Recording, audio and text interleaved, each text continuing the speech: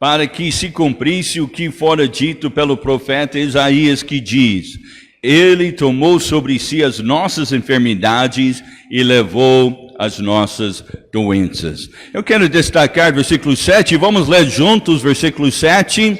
Versículo 7, 1, 2, 3. E Jesus lhe disse: Eu irei e lhe darei saúde.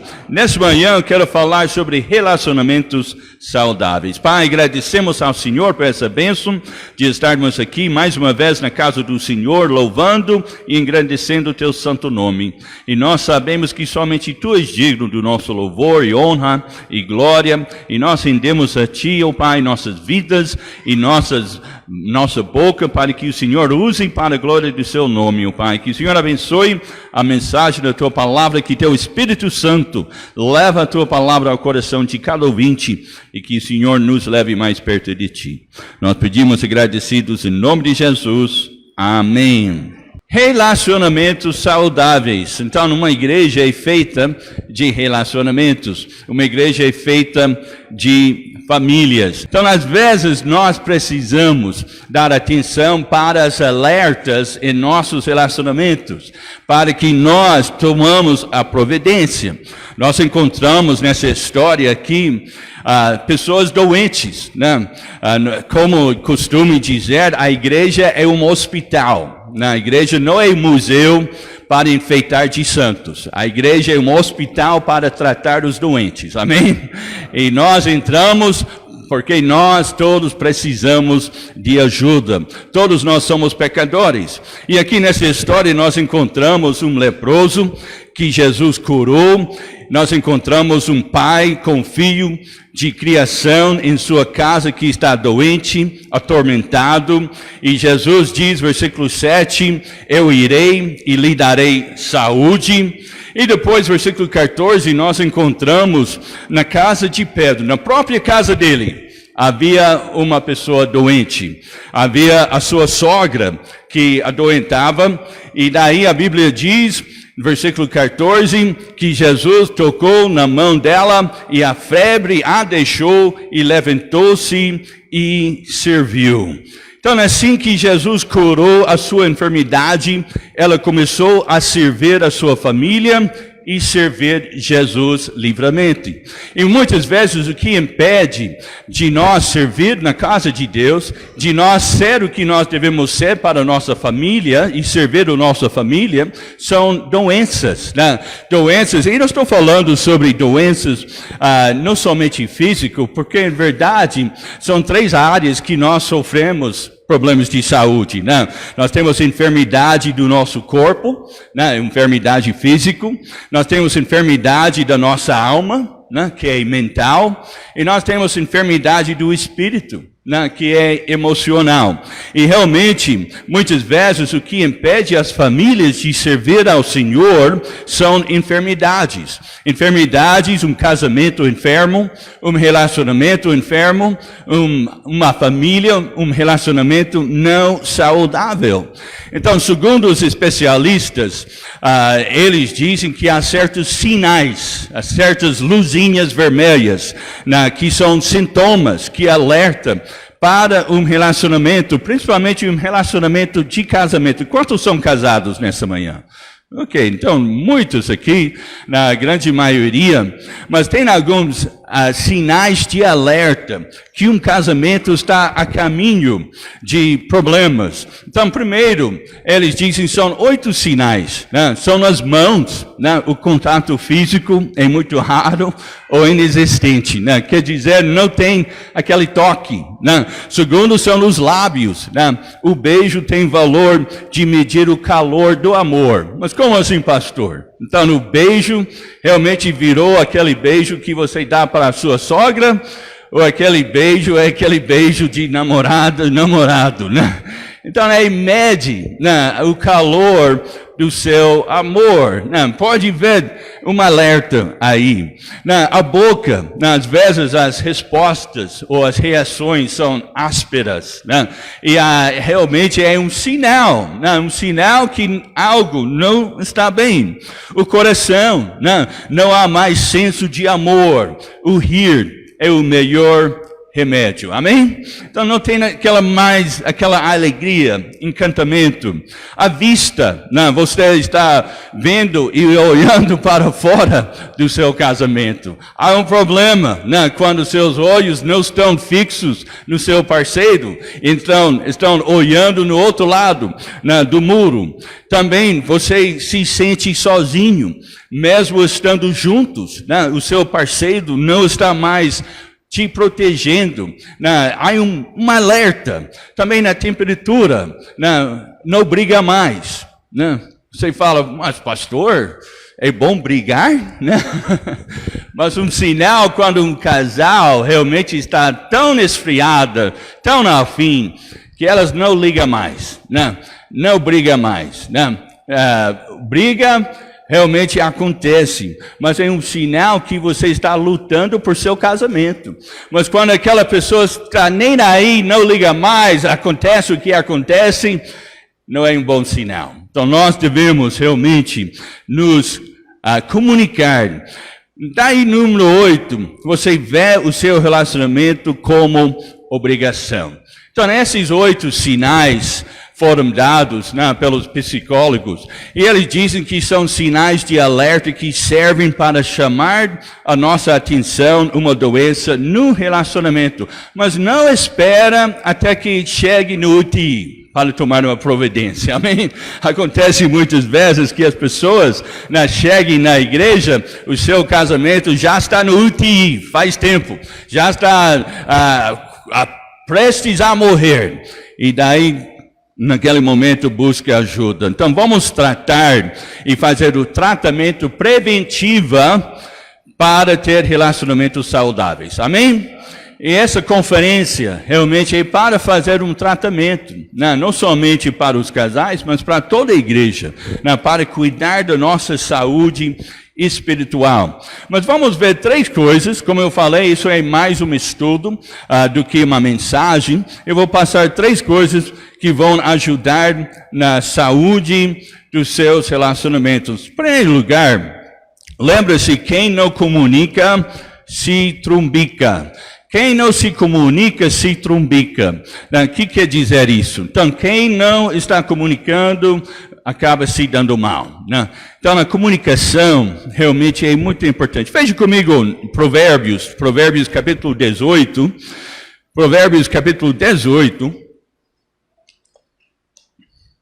E versículo 19 a 20. A Bíblia tem muito a dizer sobre conversa, sobre comunicação.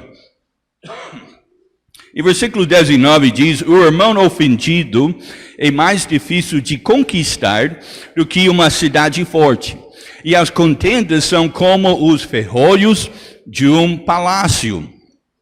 Do fruto da boca de cada um se fartará o seu ventre, dos renovos dos seus lábios ficará satisfeito. A morte e a vida estão no poder da língua, e aquele que a ama comerá do seu fruto.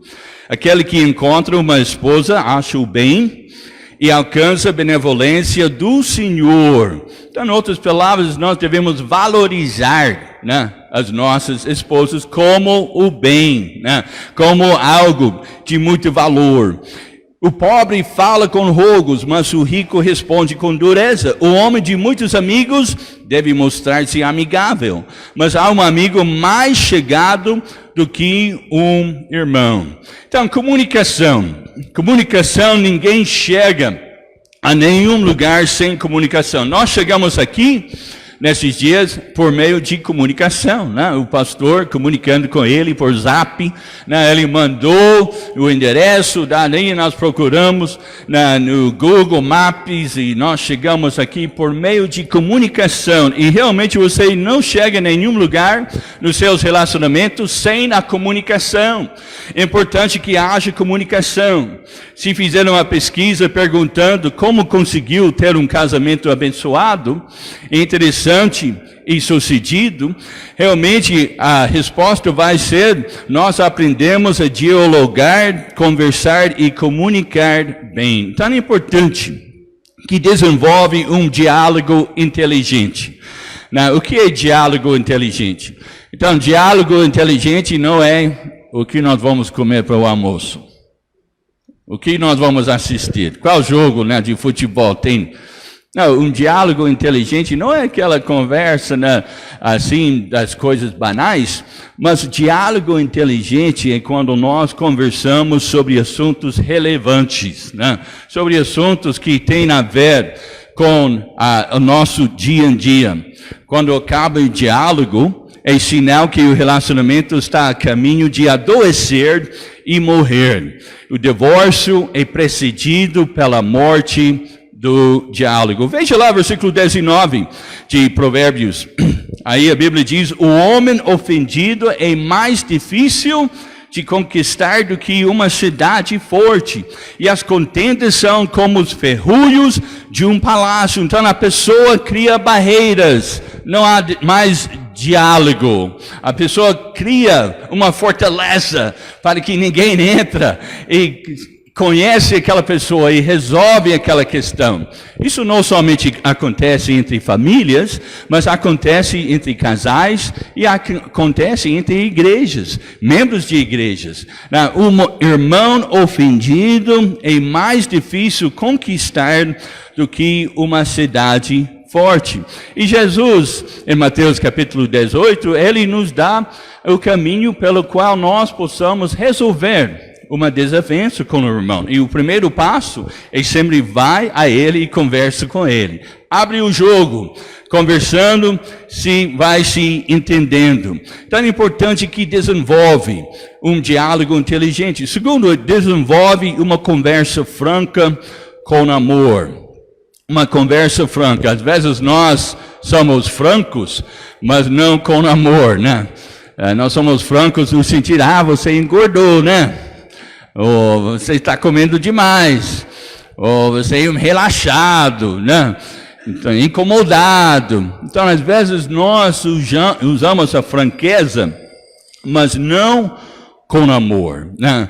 É importante entender como homens e mulheres são diferentes, né? Muitas vezes, quando tem um grupo de homens, né, e eles estão conversando um com o outro, é muito difícil um homem chegar e elogiar o outro homem. Mas daí, quando vira as costas, o que nós fazemos, nós falamos, puxa, aquele homem, aquele irmão é nota 10, um monte de caráter. A gente não elogia na frente dele, mas atrás das costas a gente vai elogiando. Mas as mulheres é o contrário, né? Quando junta as mulheres, você é linda, né? Você é a mais bela coisa que eu já vi na minha vida. Gostei dos sapatos, como combina, né? E vai elogiando, e daí quando sai da turma, engordou, né? Mudou o cabelo, né? Mas os homens e mulheres são diferentes nesse sentido. Mas é importante entender essas diferenças. A Bíblia diz em Efésios que nós devemos dizer a verdade em amor. Verdade em amor. Faça e cumpra as promessas. Pessoas realmente devem falar a verdade. Pessoas íntegras, né? Tem uma só palavra. Como diz o versículo 21, aí em Provérbios, capítulo 18, versículo 21, a morte e a vida estão no poder da língua, e aquele que a ama comerá do seu fruto. Então é importante, né, que fala a verdade em amor. Prometer e não cumprir é cair em descrédito. Então nós devemos realmente ter diálogo dentro dos nossos relacionamentos. Uns anos atrás, eu li essa história, né, sobre o homem que falava para sua mulher que ele ia caçar, né, na madrugada, bem cedo de manhã, ele saía de casa antes de trabalhar para caçar. E daí ela sempre perguntava, onde vai? Como eu falei, eu vou caçar, né, e depois eu vou para o trabalho. Passou algumas semanas, a mulher foi à cabeleireira, e quando ela chegou na cabeleireira, era no primeiro horário, né, bem cedo, tipo 8 horas da manhã, ela chegou lá e ela viu o espingardo do marido lá no salão de beleza. E daí ela ficou pensando, caçar nada, né? O que esse homem está fazendo? E daí ela voltou para casa pensando, por que o espingardo dele, se ele está caçando, ele deixou o espingardo no salão de beleza? E daí ela foi pensando, passou algumas semanas, não falou nada para ele, e daí ela marcou para fazer unhas na semana seguinte, naquele mesmo horário, chegou lá, de novo, o espingardo do homem, do marido, estava lá no salão de beleza. E daí ela ficou criando na cabeça, ela está tendo um caso com a minha amiga, que é cabeleireira. Né? E daí ela ficou pensando, moendo, né, aquele pensamento, até que ele chegou à noite do serviço, deixou o espingardo aí, e ela pegou o espingardo, deu um tiro nele. Levou ele para o hospital. Chegou a polícia, fazer a ocorrência, boletim, tudo. Chegou também no patrão dele. Quando eles foram investigando, o patrão falou para ela, você não sabia? Ele não estava te traindo? Ele estava indo trabalhar mais cedo, porque ele queria comprar um presente para o seu aniversário que estava chegando no mês que vem. E se ela tivesse comunicado com ele, se tivesse diálogo dentro do seu lar, não teria chegado a esse ponto. Muitas vezes chega a um certo ponto por causa de desentendimentos. Se ela tivesse apenas perguntado para ele, abrido o jogo com ele, ela teria descoberto que ele estava fazendo algo para abençoar a vida dela. Então, portanto, é importante que haja comunicação. Né? Comunicação desenvolve com franca, mas com amor. Mas terceiro, desenvolve um tempo para estarem juntos. Isso cabe não somente para os casais, mas é para toda a família. Versículo 22 de Provérbios 18, aquele que encontra uma esposa acha o bem e alcança a benevolência do Senhor. Então, às vezes, precisa usar criatividade para aproveitar das oportunidades de estarem juntos. Versículo 24 diz, o homem de muitos amigos deve mostrar-se amigável, mas um amigo mais chegado do que o meu irmão. Meu melhor amigo é a dona Stephanie. Amém? E não é por acaso também, ela é a mulher mais bela do mundo também, né? Mas ela é minha melhor amiga, né? Desenvolve um tempo para estarem juntos. Dá prioridade para a amizade com o cônjuge, mas também desenvolve uma rede de amigos autênticas em volta de você. O que é uma amiga autêntica? São amigos que estão no mesmo caminho, que estão indo na mesma direção. Não precisa necessariamente estar na mesma igreja, mas apesar que seria bom, mas são amigos que estão no mesmo caminho do Senhor. Andarão dois juntos, se não estiverem de acordo, como a Bíblia diz. Então é importante que a família, o casal, desenvolve uma rede de amigos autênticas. Tem mentores que podem enriquecer o seu relacionamento. O que é mentor? Mentor é aquele que já chegou onde você quer chegar. Na nossa vida, quando principalmente nossos filhos eram pequenos, a gente tinha uma rede de amigos mais velhos. Por quê? Porque são pessoas que já cresceu na sua vida cristã e já chegou a um certo ponto onde que nós almejávamos de chegar um dia. E através desses mentores nós recebemos muitas bênçãos, muita ajuda, muita orientação. Então, um mentor realmente é aquele que dá conselhos sem filtro. Até hoje, eu tenho mentores. Tenho o pastor Jaime era um deles. Eu perdi meu mentor, né, esse ano, né, quando o pastor Jaime partiu para a glória. Mas há muitas e muitas vezes eu podia conversar com ele, ligar para ele, pedir conselhos. E nós, como casais e como famílias, nós precisamos de mentores. Ajuda-nos a enxergar o que não conseguimos chegar por conta própria. Às vezes nós não enxergamos certas coisas, mas também providencia contabilidade para a nossa vida. Todos nós precisamos de prestar contas para alguém. Isso é bom, não tem nada de errado, né, de prestar contas, de ter um amigo que realmente consegue perguntar, né, como que você está? Como que está a sua vida espiritual? Como que está com a sua esposa? Então, presta contas para seu cônjuge, seja marido, seja mulher. Presta contas para um amigo autêntico. Mas também presta contas para um mentor cristão. Então, tudo isso ajuda no nosso saúde espiritual. Quantos querem saúde espiritual? Diga amém. Então, melhor o remédio preventivo do que o remédio corretivo. Muitas vezes nós esperamos até que chegar ao ponto de quase morrendo, até que nós busquemos ajuda. E aí o tratamento é bem mais difícil. O tratamento é bem mais invasivo.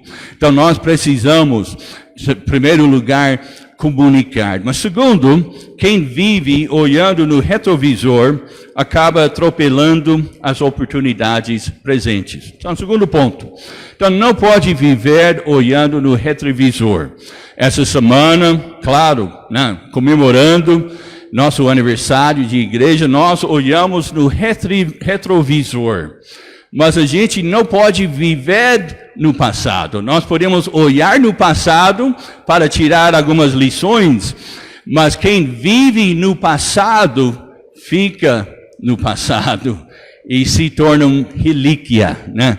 A pessoa pode olhar no passado para tirar lições, mas nós temos que ir para frente. Amém? Deus quer que nós iremos para frente na nossa vida espiritual. Deus quer que a Igreja Batista Independente de Altinópolis, daqui 50 anos, seja mais forte, mais grande, ganhando mais almas ainda. Amém? Nós devemos olhar para frente. Então, quando você olha no seu carro, né, então qual o vidro maior do seu carro? O para-brisa, né? Para-brisa é o vidro, e o retrovisor é desse tamanho, né? O retrovisor é pequeno. Nós precisamos do retrovisor, né? Vindo para cá, eu tinha a benção de ter um motorista particular, né? Irmão Samuel, né? Ele ajudou numa parte da viagem. Uma coisa que eu percebi dele, ele é muito cauteloso, né? Por isso eu gosto de deixar ele dirigir, né? Eu sinto seguro. Mas uma coisa que eu vi dele, quando ele virava e mudava de uma pista para outra, ele não somente olhou no retrovisor, mas ele olhou sobre seu ombro e ele passava para outra pista. Mas ele não ficava assim olhando. E ainda bem que ele não ficou assim olhando para trás. Porque se ele tivesse ficado assim, eu teria ficado preocupado. Não, para, né? Pegar o volante. Não, vamos... Porque se fica olhando para trás, a gente acaba desviando do nosso caminho. E o nosso caminho é para progredir. Nosso caminho é para crescer. Nós queremos ir para frente, mas nós precisamos do retrovisor. Por quê? Porque nós precisamos de lembrar do passado. Então nós, como famílias, com nossos relacionamentos, nós devemos entender que nossa vida vai para frente.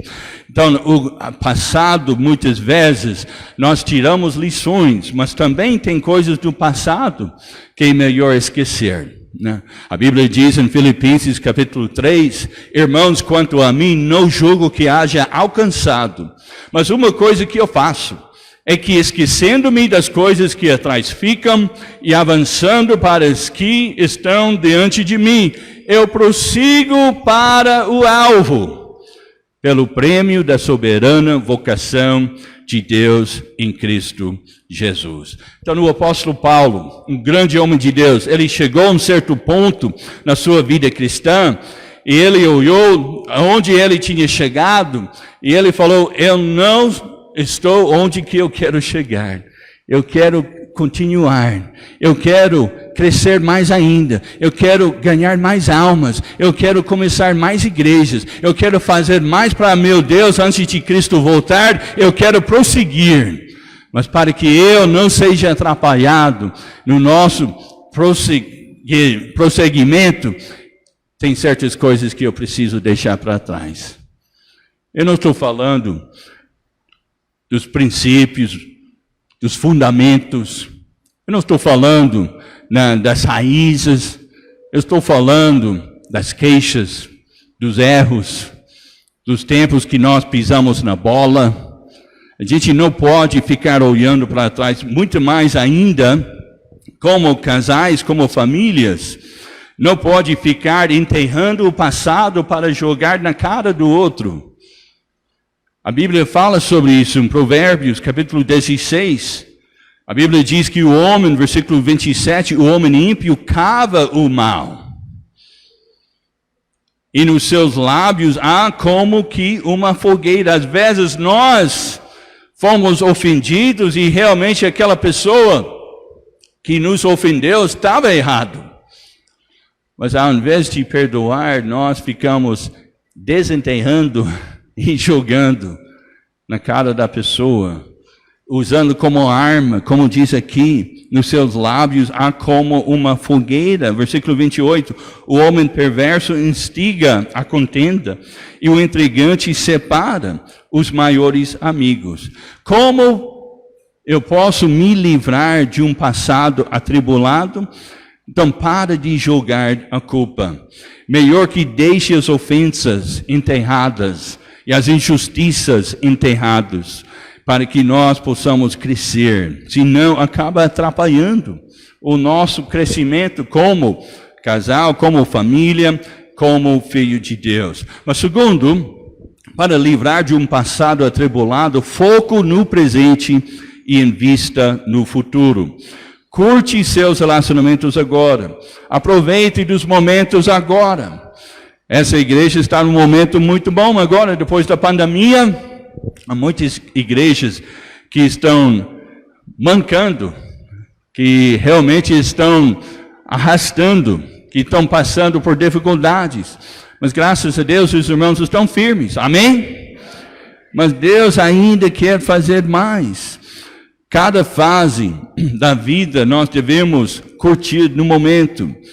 Então, uma coisa que eu faço, Paulo diz, esquecendo-me das coisas que atrás fiquem e avançando para as que estão diante de mim, eu prossigo para o alvo. Nós devemos prosseguir em nossos relacionamentos. Terceiro, desligue das coisas que atrapalham a mente. Desconectar. Então, para que não seja atrapalhado, impedido de prosseguir para frente, às vezes é bom fazer um jejum da nossa mídia, fazer um detox. Já ouviu essa expressão? Lá em São Paulo a gente usa detox da mente, né? Então, quando você desliga a mídia, desconectar, você faz um detox na sua mente para que você possa pensar bem.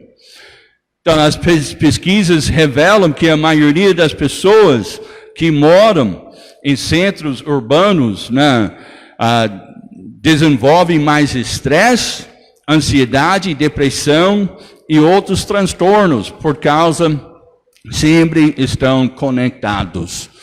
Então, nós estamos vendo agora o resultado de 10 anos de informação 24 horas por dia. E os resultados não têm sido muito bons. Eu sei que tem muitas coisas que nós podemos aproveitar, como nós estamos transmitindo cultos, né, no Facebook, mensagens, estudos. Nesse sentido é muito bom. Mas também, desculpa a expressão, mas tem muita porcaria também, que vem através da nossa mídia. E às vezes nós estamos impedidos de prosseguir e crescer nos nossos relacionamentos, porque nosso relacionamento é assim: o jantar, o almoço, vamos passear, vamos lá no shopping, vamos sentar tomar uma sorvete. E não há mais diálogo, não há mais conversa. E além disso, tem muitas coisas que podem atrapalhar. A conexão exagerada, eles dizem, com as redes sociais podem comprometer a autoestima, aumentar o estresse, influenciar o consumo, causar dependência, pode afetar a memória, a capacidade de concentração, o sono. É isso que os médicos falam. Então seria bom se nós colocamos um horário e desligarmos e desconectar. Estão comigo? Diga amém. Então é importante para os nossos relacionamentos. Está tendo problemas de relacionamento? Está tendo problemas com as pessoas ao seu redor? Então faça um teste, desligue das coisas que atrapalham a sua mente. Mas veja o número 4. Perdoe os que têm prejudicado a sua vida. Jesus nos ensinou em Mateus capítulo 18, quando Pedro perguntou: Jesus, Senhor, até quantas vezes pecará meu irmão contra mim e eu lhe perdoarei? Até 7? E Jesus lhe disse: não, te digo até 70 vezes 7. Não somente 7 vezes. E daí ele diz: por isso o reino dos céus pode comparar com um certo rei que quis fazer contas com seus servos. Daí ele contou a história sobre o servo que devia uma grande quantia de dívida para seu patrão. Mas aí ele chegou certo dia, era necessário pagar essa dívida, e ele caiu de joelhos chorando: me perdoe, tem misericórdia de mim, eu não tenho como pagar essa dívida. E daí o patrão falou: então, meu filho, eu vou te fazer uma graça, eu vou quitar essa dívida, vamos começar do zero, e daí não fique pegando emprestado mais, e daí vamos prosseguir. E daí o servo saiu da casa, feliz, graças a Deus, aquele peso foi levantado das minhas costas, não tem mais aquela dívida, glória a Deus. Ele está andando na rua e ele vê o colega, que também trabalha com ele, que pegou 10 reais emprestado, e ele lembra: olha, ele está me evitando esse tempo todo. Toda vez que eu ando na rua, ele atravessa, vai no outro lado da rua, ele não vem ver a minha cara, e daí ele lembra daquela 10 reais, e ele pega seu conserva, seu amigo, encosta na parede, e ele fala: lembra daquele dinheiro que está me devendo? Rapaz, eu vou te dar uma lição, eu vou tirar de você nas surras. E daí o rapaz fala: eu não tenho como pagar, eu não recebi o pagamento, tudo mais. Eu não quero saber. E ele que foi perdoado de muita dívida, não tem nem na paciência de perder 10 reais. Então Jesus ensinou aquela parábola para nos ensinar a base do nosso perdão para com o outro, é o perdão de Deus para conosco. O que dá base não é que aquela pessoa merece, porque às vezes não merece. Às vezes realmente a ofensa foi tão grave, mas baseado no perdão que Deus tem por nós, nós conseguimos perdoar pela graça de Deus. Amém? Alguém disse: quem não está disposto a perdoar, destrói a ponte pelo qual ele deve atravessar um dia. Se nós não estamos dispostos a perdoar, nós destruímos uma ponte que um dia nós vamos precisar do perdão. Nós vamos querer que ela nos perdoe por uma coisa que nós falamos, por uma coisa que nós temos feito. Naquela parábola, Jesus diz que aquele servo que não perdoou o seu colega, o que aconteceu com ele? Ele foi lançado na prisão para ser atormentados. E quantas pessoas estão sendo atormentados por causa de amargura? Porque não estão dispostos a perdoar. Certa vez chegou um casal no meu gabinete, um casal da igreja, e eles estavam prontos para separar. Já tinham tomado a decisão, tinha um casal de filhos, eles decidiram, está no fim. Como eu falei, o casamento não estava no UTI, o casamento já estava prestes para ir para o velório. Acabou. Pastor, não tem mais jeito, essa mulher não me entende, esse homem não me entende. Há 2 meses que não há conversa dentro de casa. Há 2 meses não se tocava. Há 2 meses não se beijava. Há 2 meses que eles estavam no freezer da geladeira um com o outro. E daí, depois de conversar com ele, sabe o que estava separando esse casal? Era um feijão. Era um feijão que estava separando, levando ao divórcio. Quanto que custa um feijão? Custa 2 meses de paz? Custa muito beijo? Aquele feijão custou a alegria? Aquele feijão custou umas férias, porque eles, durante aqueles 2 meses, já tinham pago e agendado umas férias, e ia sair com a família, cancelou tudo, levou a perda de muito dinheiro. Aquele feijão, além de custar muito dinheiro, custou muito carinho, muitos beijos também. E daí, conversando com o casal, sabe como aquele feijão separou o casal? Porque eles moravam bem perto da mãe dele. E a mulher dele não gostava de feijão. E por ela não gostar de feijão, ela não fazia feijão de jeito nenhum. E daí o marido, ele era policial, né, de gênio meio forte, né? O marido, ele decidiu, então eu moro perto da minha mãe. Se a minha mulher não quer fazer feijão para mim, eu vou frequentar a casa da minha mãe. A minha mãe faz tudo que eu gosto. E a mãe fazia com carinho, com alegria. Venha, filho, eu faço o almoço para você. A fulana não faz feijão, eu faço, do jeito que você gosta. E daí, durante 2 meses, ele se alimentava, almoçava, jantava na casa da mãe, enquanto a mulher ficava em casa, com fumaça saindo dos ouvidos, pensando: aquele homem não ama de mim, não gosta da família, ele ama mais a mãe dele. E todo aquele tempo, aquele feijão fez muito estrago. Mas sabe como foi resolvido?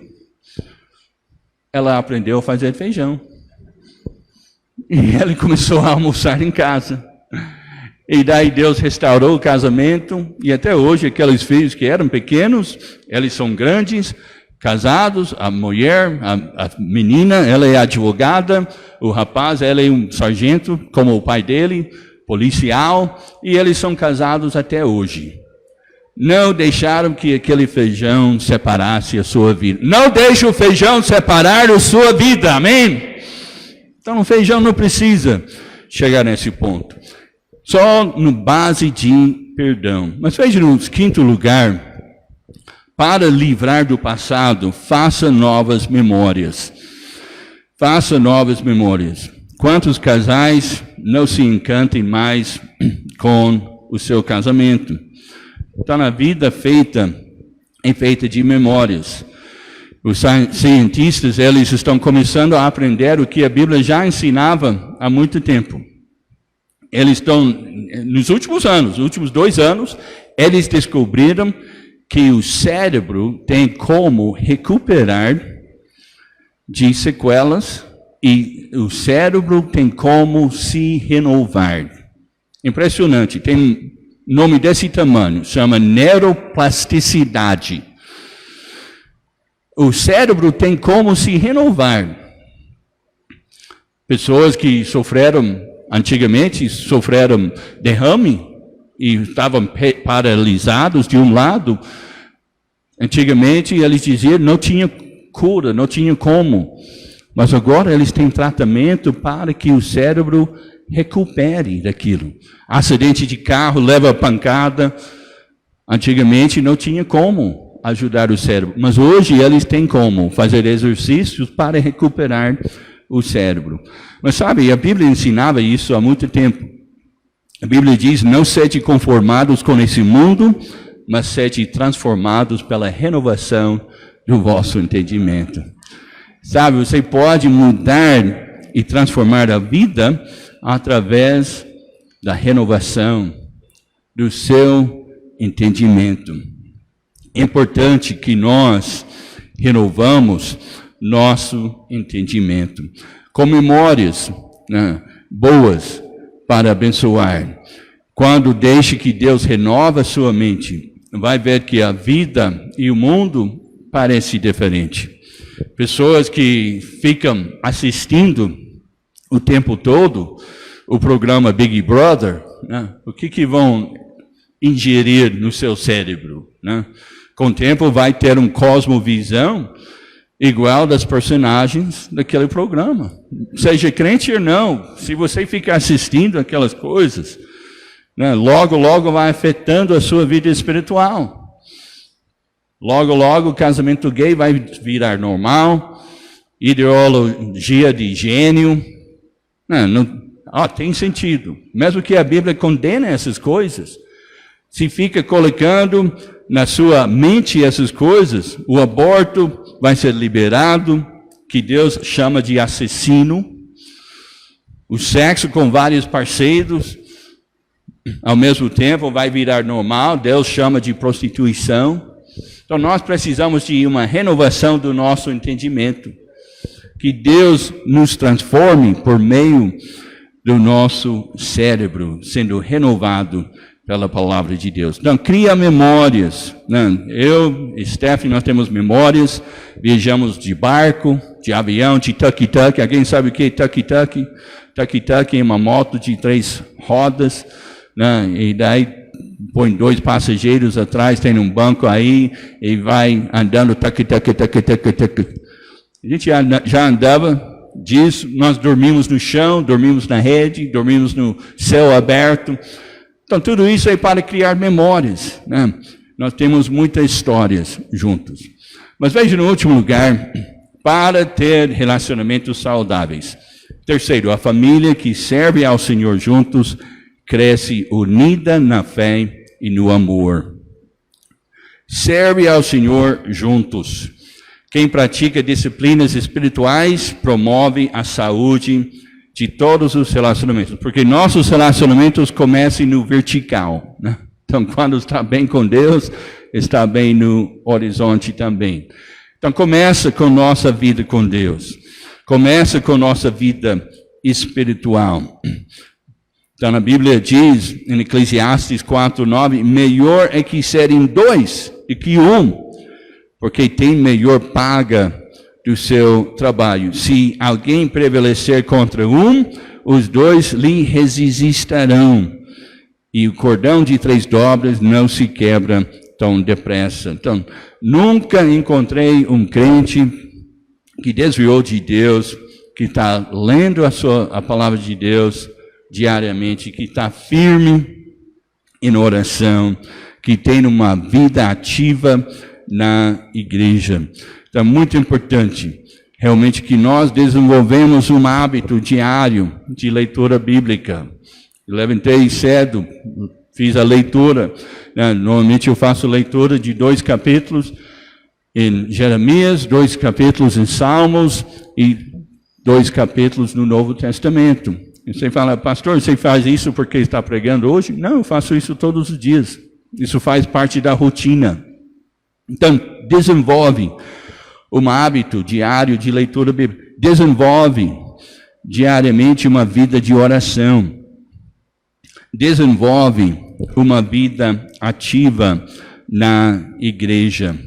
Então, se envolve na casa de Deus. O Josué, ele disse, eu e minha casa serviremos ao Senhor. Sabe, quando você está rodeado de pessoas servindo ao Senhor, é muito difícil cair. Lá em São Paulo, a gente anda muito de ônibus e metrô, né? E um dia eu estava dentro de ônibus, e sabe, eles vão correndo para lá, para cá, jogando para lá, para cá. Estava no horário de pico, e entrou uma mulherzinha, e ela era muito baixinha, né? E ela entrou, aquele ônibus tudo lotado assim, e sabe, tem um ferro aqui em cima, e ela não conseguiu alcançar, né? Porque ela é um pouco baixinha. E daí ela ficou ali no meio daquele povão, assim, tudo apertado e tudo. E daí um senhor assentado perto dela, ele falou, ô moça, não se preocupe. Você não precisa nem agarrar naquele ferro, porque você está tão apertado, tão rodeado de gente, não tem nem como cair, porque tem gente por todo lado. E daí eu fiquei pensando, nossa vida deve ser assim também. Quando nós estamos na igreja servindo ao Senhor, rodeado com irmãos e irmãs, vai ser muito mais difícil cair. Mas quando nós nos distanciamos da casa de Deus, do povo de Deus, é muito mais difícil. Os pastores, eles têm um ditado. Eu não sei se o pastor já ouviu esse ditado, provavelmente que sim. Quem trabalha não dá trabalho. Quem trabalha na obra de Deus não dá trabalho. Quem dá trabalho é quem que não trabalha. Enquanto você está servindo, Deus vai protegendo os seus relacionamentos. Amém? Pastor? Então, nosso querido Deus, nosso amado Pai, nós estamos terminando essa parte. O Senhor sabe a gratidão do meu coração, porque eu jamais esperava que o Senhor fosse falar de algo tão importante e necessário para a ocasião que nós estamos vivendo, não só agora, mas em todo o tempo. O Senhor é maravilhoso, ó Deus. O Senhor quer ver relacionamentos sendo edificados, fundamentados sobre a pessoa de Jesus Cristo. A começar pela família, ó Deus, como nós temos visto, da nossa parte fraqueza em abrir portas para que o inimigo, ó Deus, trabalhe sorrateiramente e tirando de nós, ó Deus, aquilo que o Senhor mesmo já designou para que nós não viéssemos fazer. E muitas das vezes nós não temos coragem de assumir diante uns dos outros que nós temos falhado, temos pecado, como marido, como esposa, como filhos. Mas nessa manhã, ó Pai, não preciso agregar mais nada, acrescentar mais nada. Eu creio que já foi o bastante que o Senhor falou através do teu servo. Mas eu quero aqui pedir que o Senhor continue nos surpreendendo com situações e assuntos como estes, que são tão necessários e que nós carecemos tanto.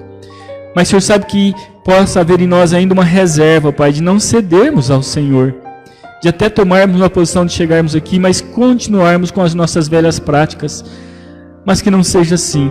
Que o Teu Santo Espírito, ó Deus, tome-nos de forma, Pai, maravilhosa e espetacular e nos ajude, ó Deus, a recuperar aquilo que foi perdido com o passar do tempo. Seja respeito matrimonial, seja respeito entre pais e filhos, seja o que for, ó Deus. Ninguém melhor que o Senhor para identificar, ó Deus, a área que nós estamos precisando no quesito relacionamentos. Quando começou a leitura da palavra, eu pude ver ali o Senhor dizendo que, descendo Jesus daquele monte, uma multidão o seguiu. E dentro da multidão há pessoas de todas as espécies.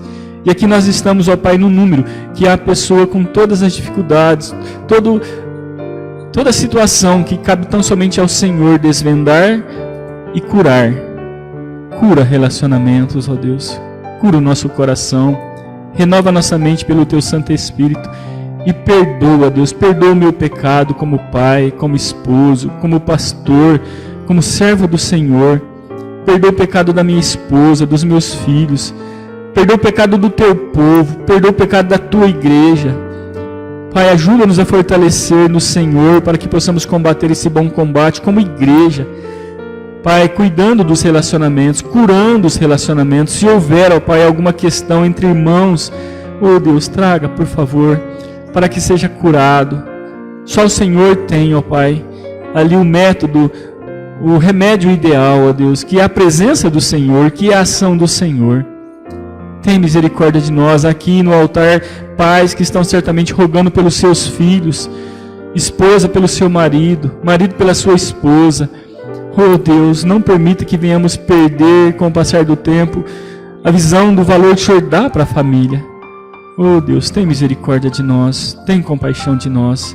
Sacrificamos tantas coisas, ó Deus, em prol da nossa satisfação e muitas das vezes esquecemos de quanto o Senhor quer ver-nos, ó Deus, gastando mais tempo com a família, não só em passeio, passear é muito bom, mas também no serviço do Senhor.